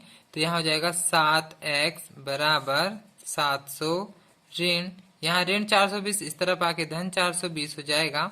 तो 720 में से 700 में से 420 यहाँ पर जोड़ना है तो यहाँ हो जाएगा 1120 हो जाएगा। इस तरफ में बचेगा 7x।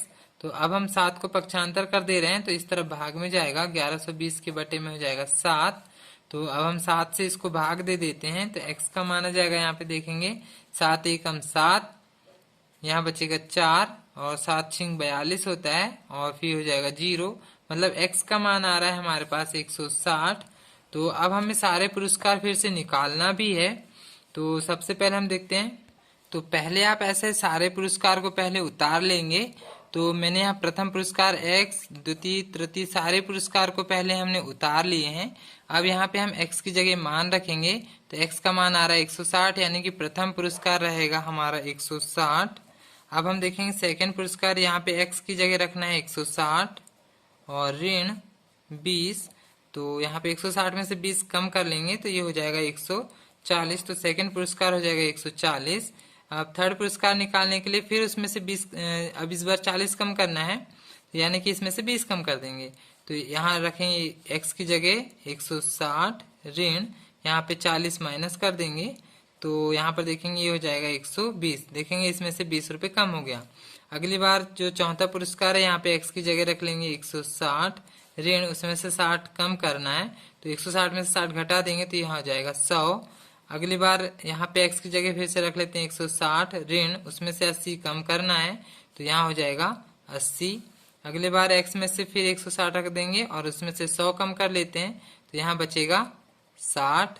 फिर अगली बार x की जगह फिर 160 रख लेते हैं और उसमें से माइनस करना है 120 तो यहाँ बचेगा 40। तो जो सातवां पुरस्कार ये हो जाएगा 40, पहला पुरस्कार रहेगा 160। आप इसको जोड़ के भी देख सकते हैं, टोटल 700 आएगा। तो इतना हमारा आंसर हो जाएगा। नेक्स्ट क्वेश्चन देखते हैं। नेक्स्ट जो क्वेश्चन है उसमें देखेंगे, एक स्कूल के विद्यार्थी ने वायु प्रदूषण कम करने के लिए स्कूल के अंदर बाहर पेड़ लगाने के बारे में सोचा है। यह निर्णय लिया गया कि प्रत्येक कक्षा प्रत्येक अनुभाग अपनी कक्षा की संख्या के बराबर पेड़ लगाएगा, यानी कि कक्षा एक का एक अनुभाग एक पेड़ लगाएगा। हर कक्षा के एक एक बच्चे एक एक पेड़ लगाएंगे, यानी हर कक्षा का एक पेड़ आएगा। और कक्षा जो सेकेंड है यानी दूसरी कक्षा के 2 पेड़ लगाएंगे, तीसरी कक्षा के 3 पेड़ लगाएंगे।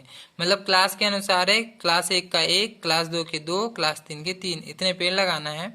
और ऐसे 12वीं कक्षा तक जाना है, मतलब 12वीं कक्षा वाले 12 पेड़ लगाएंगे। और प्रत्येक कक्षा के 3 अनुभाग हैं। अनुभाग का मतलब सेक्शन है, हर क्लास के 3-3 सेक्शन हैं।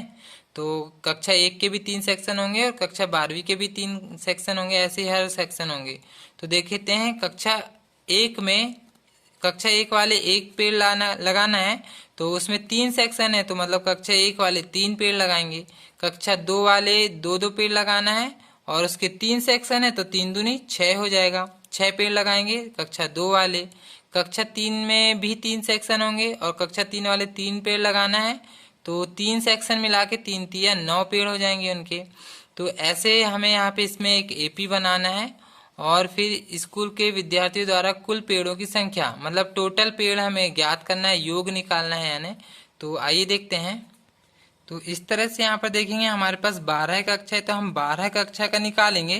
तो इतना सारा ना निकाल के हम 2 3 4 यहाँ 4 कक्षा तक निकाल लेते हैं और उसके आगे 12 का निकाल लेंगे इकट्ठे। तो ये हमारा लास्ट वाला पद हो जाएगा। तो हमें पता है कक्षा 1 वाले 1 पेड़ लगाएंगे, कक्षा 2 वाले 2 पेड़, कक्षा 3 वाले 3 पेड़ लगाएंगे, कक्षा 4 वाले 4 और कक्षा 12 वाले 12 पेड़ लगाएंगे। लेकिन हमें पता है हर कक्षा के 3-3 सेक्शन और हैं, तो अब हम यहाँ पे सब में 3-3 का भी गुणा करना पड़ेगा क्योंकि हर इसमें 3-3 सेक्शन अलग से हैं। तो यहाँ पर देखेंगे 3 एकम 3 हो जाएगा, 3 दूनी 6 और 3 तिया 9, 4 तिया 12 और 12 तिया यहाँ पे हो जाएगा 36। तो ये लास्ट वाला पद हो जाएगा ये वाला। तो यहाँ पर देखेंगे ये हमारा AP आ चुका है, तो हम यहाँ लिख लेते हैं अतः AP बराबर पहला पद है यहाँ पर 3, फिर 6, 9, 12 डैश डैश डैश, यहाँ पर जा रहा है ये 36 तक। तो अब हम यहाँ पे ADN और ये लास्ट वाला पद AN का मान पहले लिख लेते हैं। तो यहाँ देखेंगे A का मान है हमारे पास 3, तो A बराबर हम लिख लेते हैं 3। D का मान निकालने के लिए दूसरे पद में से पहले पद को घटाएंगे, मतलब दूसरा पद है हमारे पास 6 में से हम 3 को घटा देते हैं, तो यहाँ पर सब में 3 का यहाँ पे अंतर हो जाएगा। और देखेंगे n का जो मान है यहाँ पे 12 कक्षा है, कक्षा 12वीं तक गया है, इसलिए n का मान यहाँ पर हो जाएगा 12।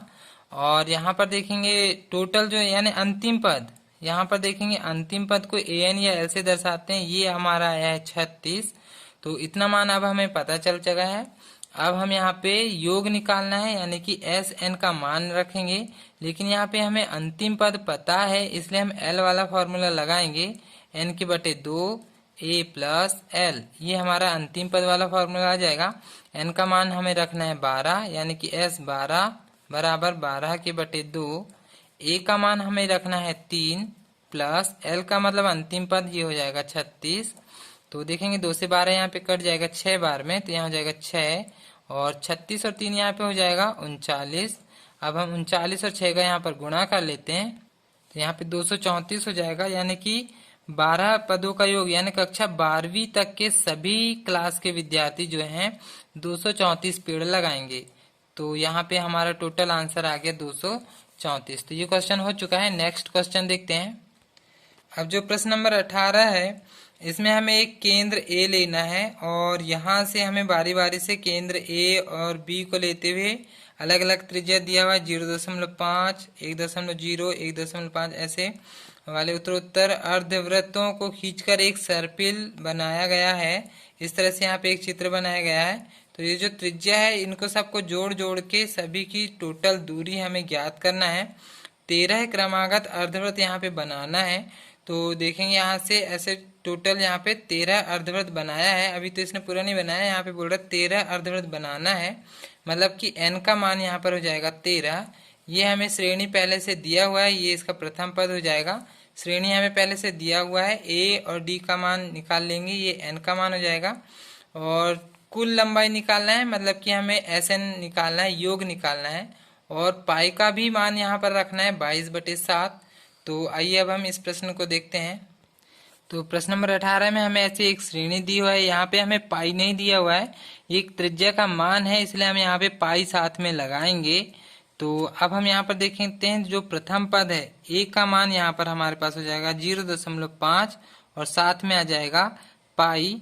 अब हम यहाँ पर d का मान निकाल लेते हैं, दूसरे पद में से पहले पद को घटाएंगे, तो 1.0 मतलब 1 है, 1 में से आधा करना है, 1.0 पाई में से 0.5 पाई घटा देंगे, मतलब 1 का आधा करेंगे तो फिर से आधा ही होगा, यानी कि 0.5 पाई ही होगा। और देखते हैं यहाँ पे टोटल पद हो जाएंगे, यानी कि यहाँ प्रश्न में हमें बोला था 13 पद निकालना है, तो यहाँ पे n का मान हो जाएगा 13। अंतिम पद तो यहाँ पर हमें नहीं दिया है, तो अंतिम पद हमें ये ज्ञात करना है, या तो फिर हम सीधे फॉर्मूला लगाएंगे बड़ा वाला। अब हमें सबका योग ज्ञात करना है, यानी कि SN, ये अब हमें ज्ञात करना है। तो देखेंगे यहाँ हमें अंतिम पद नहीं पता है, तो सीधे SN का बड़ा वाला फॉर्मूला लगाएंगे। तो यहाँ पर लिख लेते हैं SN बराबर n के बटे 2, 2a प्लस n-1 और d। यहाँ पे हमने SN का बड़ा वाला फॉर्मूला ले लिए, n की जगह रख लेंगे 13, तो ये हो जाएगा S13 बराबर n की जगह हो जाएगा 13/2, यहाँ पे हो जाएगा 2, और a की जगह हमें रखना है 0.5 पाई, और प्लस n की जगह रखना है 13 ऋण 1, और d की जगह हमें रखना है 0.5 और साथ में है पाई। तो यहाँ पर देखेंगे 13/2 वैसे ही रहेगा, और यहाँ पे 2 और 5 0.5 का गुणा कर देंगे, तो 5 दूनी 10 हो जाएगा, मतलब 1.0, और साथ में रहेगा पाई, प्लस 13 में से 1 घटा देंगे तो ये हो जाएगा 12, और साथ में है 0.5 पाई।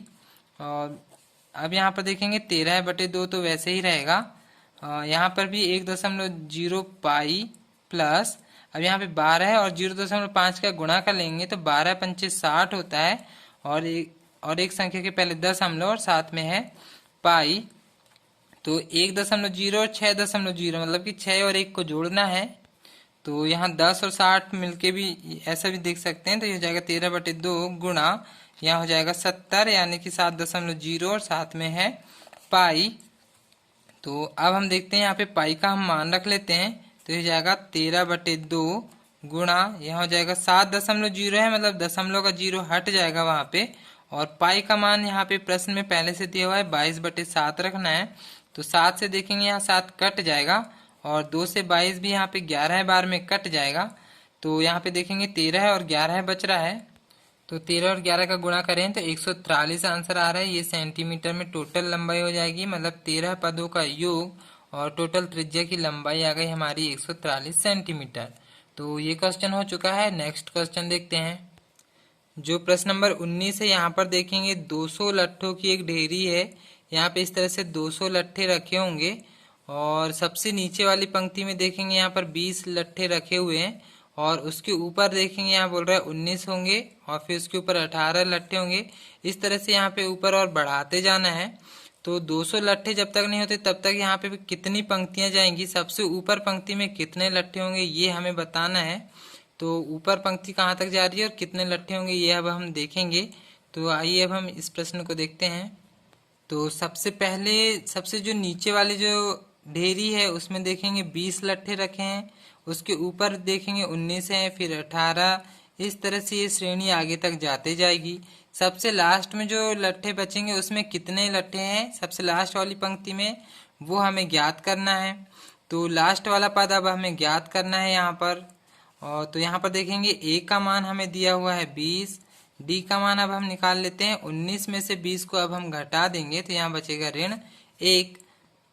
यहाँ देखेंगे लास्ट वाला पद हमें निकालना है, तो यहाँ पर अब और देखेंगे यहाँ पर कितने पद हैं ये भी हमें नहीं पता है, तो n का मान भी हमें यहाँ पर नहीं पता है, an या l इसका मान भी हमें यहाँ पर नहीं पता है। तो अंतिम पद वाला तो फॉर्मूला लगाना ही नहीं है। s का मान देखेंगे यहाँ पर 200 लट्ठे हैं टोटल, तो s का मान तो हमें पहले से ही पता है। तो an यानी लास्ट वाला पद नहीं है, तो ये तो हमें निकालना ही नहीं है, सीधे हम n का मान से हल कर लेंगे। तो एस एन का बड़ा वाला फॉर्मूला हम लगा ले रहे हैं, n/2 2a प्लस n-1 और d, ये वाले फॉर्मूले से अब हम मान निकाल लेंगे n का। तो यहाँ पर देखते हैं हम n का मान तो हमें नहीं पता है, तो ऐसे s का मान पहले से ही पता है 200, तो यहाँ रख लेंगे 200 n/2, यहाँ हो जाएगा 2, a की जगह अब हमें रखना है 20 प्लस n-1, और d की जगह अब हमें रखना है ऋण 1। तो यहाँ पर देखेंगे n/2, 20 और 2 का गुणा कर देंगे तो 20 दूनी 40 धन ऋण 1 का गुणा n में करेंगे और ऋण 1 का गुणा ऋण 1 में भी करेंगे। तो n का गुणा जब ऋण 1 में करेंगे तो ये हो जाएगा ऋण n। तो यहाँ पर धन चिन्ह नहीं आएगा, सिर्फ ऋण n आएगा, और ऋण 1 का गुणा ऋण 1 में करेंगे तो ऋण ऋण का ये हो जाएगा धन 1 एकम 1। तो अब हम n/2 का यहाँ अंदर गुणा कर लेते हैं। इसके पहले देखते हैं 40 और ये 1 यहाँ पर जुड़ जाएगा, तो 40 और 1 यहाँ पर हो जाएगा 41, और इस तरफ में है 200, यहाँ पे हो जाएगा n/2, यहाँ पे 40 और 1 हो जाएगा 41 माइनस n। यहाँ से देखेंगे हम 2 को इस तरफ में पक्षांतर कर देते हैं, तो यह भी 2 भाग में है, तो इस तरफ जाएगा गुणा में, तो ये जाएगा 200 गुणा 2 बराबर में यहाँ पर है n और 41 माइनस n। n का यहाँ पे अंदर गुणा हो जाएगा और 2 का यहाँ पे गुणा हो जाएगा, तो 2 दूनी हो जाएगा 4 यानी कि 400, और n का गुणा 41 में करेंगे तो ये हो जाएगा 41n ऋण n का गुणा n में करेंगे तो n की घात 2 हो जाएगा। तो देखेंगे n की घात 2 यहाँ माइनस में आ गया, तो ये पूरे नंबर को हम इस तरफ ले आएंगे और क्रम से जमा लेंगे। तो ऋण n का वर्ग इधर आके धन n का वर्ग हो जाएगा, और धन 41n इस तरफ आके ऋण 41n हो जाएगा, और इधर पहले से ही धन 400 है तो यहाँ लिख लेंगे धन 400 बराबर में हो जाएगा 0। तो अब हम इसको या तो गुणनखंड विधि से हल कर लेंगे या तो फिर द्विघाती सूत्र विधि से भी हल कर सकते हैं। तो हम यहाँ पे इसको गुणनखंड विधि से हल कर रहे हैं। देखेंगे गुणा करने में 400 और ये 1 का गुणा कर लेंगे तो गुणा करने में 400 लाना है और जोड़ने या घटाने में हमें 41 लाना है। तो अब हम देखते हैं 400 किसके किसके पहाड़े में आता है। तो यदि हम 25 और 16 का यदि हम गुणा करके देखेंगे तो यहाँ पे देखेंगे 400 आता है और 25 और 16 को यदि हम जोड़ लें, 25 धन 16 यदि जोड़ के देखोगे तो इसमें भी 41 आता है।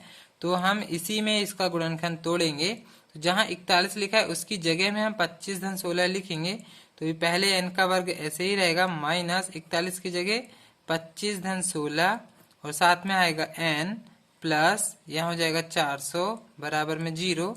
अब इसका कोष्टक अलग करेंगे तो ये हो जाएगा n का वर्ग माइनस 25 और साथ में लिखेंगे n, फिर ये प्लस 16 और n है, साथ सामने पे है माइनस, तो प्लस माइनस का यहाँ हो जाएगा माइनस 16n प्लस 400 बराबर में हो जाएगा 0। देखेंगे इन दोनों में से उभयनिष्ठ निकालेंगे तो दोनों जगह हमें n दिख रहा है तो n बाहर ले लेंगे। यहाँ पर 2 बार n था तो 1 बार n बच जाएगा, माइनस यहाँ पर बचेगा 25 और n तो बाहर आ चुका है। फिर यहाँ पर माइनस चिन्ह है तो पहले ही माइनस लगा लेंगे। यहाँ दोनों जगह देखेंगे 16 के पहाड़े में 16 भी आएगा और 16 के पहाड़े में 400 भी आएगा 25 बार में। तो यहाँ से हम 16 को बाहर ले रहे हैं तो यहाँ बचेगा n, प्लस में से हमने देखेंगे माइनस बाहर निकालें तो यहाँ बचेगा माइनस। 16 के पहाड़े में 400 आता है 25 बार में तो यहाँ बचेगा 25 बराबर में आ जाएगा 16। तो ये दोनों कोष्टक समान होना चाहिए तो इन दोनों का हम एक कोष्टक में रख लेंगे n माइनस 25 और ये जो बाहर बाहर वाले हैं इनको एक कोष्टक में रखेंगे n माइनस 16 बराबर में हो जाएगा 0। एक बार n माइनस 25 इसके बराबर में 0 रखेंगे और n माइनस 16 इसके बराबर में 0 रखेंगे तो यहाँ से ऋण 25 उस तरफ जाके धन 25 हो जाएगा, यानी कि n का मान 25 आ रहा है और यहाँ से ऋण 16 उस तरफ जाके धन 16 हो जाएगा। तो यहाँ पर देखेंगे पंक्तियों की संख्या एक बार आ रही 25 और एक बार आ रही है 16। अभी हमने पढ़े हैं लास्ट वाली जो पंक्ति यानी सबसे बड़ी पंक्ति 20 है, उसमें 20 लट्टे हैं, तो सबसे बड़ी पंक्ति जो है 20 लट्टे वाली है। तो यहाँ पे तो n का मान तो 25 हो ही नहीं सकता, ये तो संभव ही नहीं है क्योंकि सबसे बड़ी पंक्ति में 20 लट्टे हैं। तो हम इसमें 16 लेते हैं n का मान 16 लेने पर। तो यहाँ पर तो n का मान 25 संभव ही नहीं है, इसलिए हम n बराबर 16 लेने पर। अब हम यहाँ पे n का मान 16 ले रहे हैं, मतलब पंक्तियों की संख्या यहाँ पर हो जाएगी 16। तो आंसर हो गया हमारा पंक्तियों की संख्या n बराबर हो गया 16। अब 16 पंक्ति यहाँ पे तो 16वें नंबर की पंक्ति में यानी कि लास्ट वाली पंक्ति में कितने लट्ठे होंगे ये भी हमें निकालना है। मतलब कि अब हम यहाँ पे an यानी कि a16 पद में कितने पंक्तियां हैं वो निकाल लेते हैं। तो 16वां पद का सूत्र हो जाता है a धन 15d। तो a का मान देखते हैं हमारे पास 20 प्लस 15 और d का मान है हमारे पास -1। तो यहाँ पे तो 20 वैसे ही रहेगा और प्लस माइनस का यहाँ हो जाएगा माइनस 15 एकम 15, यानी कि 20 में से 15 घटा देंगे तो ये हो जाएगा 5। तो 16वें जो पंक्ति है A16 उसमें आ जाएगी 5 लट्ठे। तो ये हमारा आंसर आ चुका है। नेक्स्ट क्वेश्चन देखते हैं। एक आलू दौड़ में प्रारंभिक स्थान पर एक बाल्टी रखी हुई है। देखेंगे यहाँ पर एक चित्र दिया हुआ है, यहाँ पे एक बाल्टी रखी हुई है, यहाँ से कुछ दूरी पर 5 मीटर की दूरी पर एक आलू रखा हुआ है। तो यहाँ पर लिखा हुआ है 5 मीटर की दूरी पर है पहले आलू। अन्य आलूओं को एक सीधी रेखा पर 3 मीटर की दूरी पर रखा गया है। इस रेखा पर 10 आलू रखे गए हैं और हर इसकी दूरी 3-3 मीटर है। पहले आलू की दूरी है 5 मीटर, उसके बाद हर इसमें 3-3 मीटर की दूरी है। आगे और क्वेश्चन बहुत बड़ा है, आगे देखते हैं। प्रत्येक बाल्टी से चलना प्रारंभ करता है, निकटतम आलू को उठाती है और उससे लेकर वापस आकर दौड़कर बाल्टी में डालती है। मतलब यहाँ से दौड़ना चालू कर रहे हैं, 5 मीटर जाएंगे, आलू को उठाएंगे, फिर 5 मीटर वापस जाएंगे। मतलब देखेंगे यहाँ से 5 मीटर गए और 5 मीटर वापस आए, मतलब 5 और 5 10 मीटर हो गए। दो गुना चल रहे हैं हम यहाँ पे। तो अब देखेंगे यहाँ से फिर दूसरे आलू को उठाने के लिए जाएंगे, तो यहाँ से यहाँ तक जाएंगे तो 5 और 3 8 मीटर जाएंगे। मतलब हमने 5 और 3 को जोड़े और 8 मीटर फिर वापस जाएंगे। तो 8 का यहाँ पर 2 गुना कर देंगे तो 8 दूनी 16 है। मतलब हर बार अब हमें यहाँ पे 2 गुना भी करना है और इधर अगली बार 3 प्लस करते जाना है और 2 गुना भी करते जाना है। तो ऐसे ही अब हमें यहाँ पर श्रेणी बनाना है। लास्ट वाला पद यहाँ पर 10 आलू है, तो आइए देखते हैं। जैसे प्रश्न में बना है उसी टाइप से आप ऐसे एक बाल्टी बना लेंगे। तो बाल्टी तो मुझसे बनाते नहीं बनती, मैंने बना लिया ऐसे ही। तो देखते हैं यहाँ पे जो यहाँ से लेके यहाँ तक की दूरी है 5 मीटर है। इसके बाद हर दूरी 3-3 मीटर की है। तो इसके बाद देखते हैं यहाँ पे 10 आलू दिए हुए हैं, तो यहाँ पे मेरे से 7 आलू बने हैं। आगे भी और ऐसे 10 आलू बना सकते हैं। तो अब हम यहाँ से एपी बनाते हैं सबसे पहले। तो एपी बनाने के लिए देखेंगे यहाँ से यहाँ तक की दूरी 5 मीटर है, तो यहाँ से यहाँ तक 5 मीटर चलना है और फिर आलू उठा के वापस जाना है। तो 5 में 2 का यहाँ पर गुणा भी करना है। तो सबसे पहले तो प्रथम पद पहले निकाल लेते हैं। प्रथम पद निकालने के लिए 5 में 2 का गुणा करना पड़ेगा। तो 5 दूनी 10 हो जाएगा, क्योंकि यहाँ से यहाँ तक चले 5 मीटर, फिर वापस गए 5 मीटर, तो 2 गुना दूरी चल रहे हैं, इसलिए हम 2 का गुणा करेंगे। अब देखते हैं सेकेंड वाला पद निकाल लेते हैं। तो सेकेंड वाला पद निकालने के लिए यहाँ तक जाएंगे हम 5 मीटर और उसमें यहाँ तक दूसरा आलू उठाने के लिए 3 मीटर और जाना है। तो 5 और 3 को यहाँ पे प्लस कर देंगे और फिर उतना ही मीटर वापस जाना है, तो उसमें 2 का भी गुणा भी करना है। तो 5 धन 3 कर लेंगे तो और उसमें 2 का गुणा भी करना है। तो 5 और 3 यहाँ हो जाएगा 8 और उसमें 2 का गुणा कर देंगे तो 8 दूनी 16, जो सेकेंड आलू की दूरी हो जाएगी 16 मीटर। इसके बाद थर्ड वाला पद भी ऐसे ही निकालना है। तो जो 16 आया है, यानी कि जो अब देखेंगे यहाँ से यहाँ तक 5 मीटर हो गया, यहाँ से यहाँ तक 3, तो 5 और 3 8 हो गया। तो 8 और 3 को उसमें और जोड़ लेंगे, तो ये 8 में अब 3 और जोड़ लेंगे, 8 धन 3 और उसी का फिर 2 गुना कर देंगे। तो 8 और 3 11 गुणा 2 कर देंगे, तो 11 दूनी 22 हो जाएगा। इसी तरह से चौथा पद भी देख लेते हैं। तो चौथा पद को 11 में 3 और प्लस कर देंगे, तो 11 धन 3 और उसी का फिर 2 गुना दूरी हो जाएगी। तो 11 और 3 यहाँ पे हो जाएगा 14 और उसका 2 गुना 14 दूनी 28 हो जाएगा। इसी तरह से आगे भी हम निकाल सकते हैं। 10 आलू यहाँ पर रखे हुए हैं, तो 10 पद तक जाएगा ये। तो अब हम सबसे पहले एपी लिख लेते हैं। तो एपी यहाँ पर देखेंगे हमारा पहला पद हो गया यहाँ पे 10, दूसरा पद हो गया 16, फिर 22, 28, ऐसे ये जाएगा 10 पदों तक। तो अभी हमें लास्ट वाला पद नहीं पता है। ए का मान यहाँ पर हो जाएगा 10, डी का मान देख लेते हैं अंतर कितने का है। तो 16 में से 10 को घटाएंगे तो यहाँ बचेगा 6 का अंतर है। तो और एन का मान देखेंगे यहाँ पे 10 पद हैं टोटल, तो 10 आ जाएगा एन का मान। लास्ट वाला पद हमें नहीं पता है, सभी का यहाँ पर योग निकालना है। जो प्रतियोगी है टोटल कितनी दूरी दौड़ा है, यहाँ से यहाँ तक टोटल कितनी दूरी दौड़ा है ये हमें निकालना है, यानी कि एस एन का मान ज्ञात करना है। लास्ट वाला पद नहीं पता है, तो एस एन का हम बड़ा वाला फॉर्मूला लगाएंगे, यानी कि n बटे 2, 2a प्लस n माइनस 1 और d। तो ये वाले फार्मूले से हम हल कर लेते हैं। n का मान देखेंगे है हमारे पास 10, तो ये हो जाएगा s10 बराबर 10 के बटे 2, ये हो जाएगा 2। a की जगह हमें रखना है 10 धन, अब यहाँ पे n का मान देखेंगे हमारे पास 10 है, तो यहाँ रख लेंगे 10 ऋण 1, और d का मान देखेंगे हमारे पास 6 है, तो यहाँ देखेंगे 2 से 10 यहाँ पे कट जाएगा 5 बार में, तो यहाँ बचेगा 5 और 10 और 2 का गुणा कर देंगे, 10 दूनी 20 धन 10 में से 1 घटा देंगे तो यहाँ बचेगा 9 और यहाँ पर बाहर है 6, तो यहाँ पर तो 5 ही रहेगा और अंदर यहाँ पे 20 रहेगा प्लस 9 और 6 का यहाँ गुणा हो जाएगा, तो 9 छिंग 54 हो जाएगा। तो हम यहाँ लिख लेते हैं 20 प्लस 54। अब देखेंगे 54 और 20 यहाँ पर जुड़ जाएगा, तो यहाँ पर हो जाएगा 74। 74 और 5 का अब हम यहाँ गुणा कर लेते हैं, तो 5 के 20 और 7 अपना 35, 36, 37, मतलब 370 आ रहा है यहाँ पे टोटल दूरी। इतनी दूरी हमें आलू को उठाने और बाल्टी में रखने के लिए इतनी दूरी दौड़ना पड़ेगा। तो ये आंसर हो चुका है। तो देखेंगे यहाँ पे क्वेश्चन नंबर 20 हो चुका है। यहाँ पे 20 क्वेश्चन थे, तो ये प्रश्नावली यहाँ पे समाप्त हो चुकी है। ये जो अगली जो प्रश्नावली है 5.4 ये ऐच्छिक है और ये परीक्षा की दृष्टि से नहीं है, मतलब इसमें से कोई भी क्वेश्चन पेपर में नहीं आने वाले। तो इसका मतलब ये अध्याय यहाँ पे समाप्त हो चुका है। तो ये बहुत बड़ी प्रश्नावली थी। तो यहाँ पे तो ये 18, 19, 20 और ये 15, 16, 17 ये क्वेश्चन एग्जाम में नहीं पूछे जाते। तो आप इस 14 से ऊपर के क्वेश्चन देख लें। ये प्रश्न नंबर 11 भी नहीं आता है, तो इसके ऊपर के क्वेश्चन आप देख सकते हैं। और इसका मैंने आईएमपी वाला पीडीएफ भी बनाया हुआ है। अगर जिसको आईएमपी वाला पीडीएफ चाहिए तो मैंने कमेंट बॉक्स में व्हाट्सएप नंबर मेंशन किया है, तो उसमें आप मुझे मैसेज कर सकते हैं। तो मैंने हर यूनिट का आईएमपी वाला पीडीएफ बनाया है, वो मैं आपको उसमें सेंड कर सकता हूँ। और यूनिट वाइज भी टेस्ट हो रहे हैं, तो वह भी मैं आपको सेंड कर सकता हूँ। तो आप भी उसे टेस्ट देके मुझे बता सकते हैं कि आपको और क्या दिक्कत आ रही है।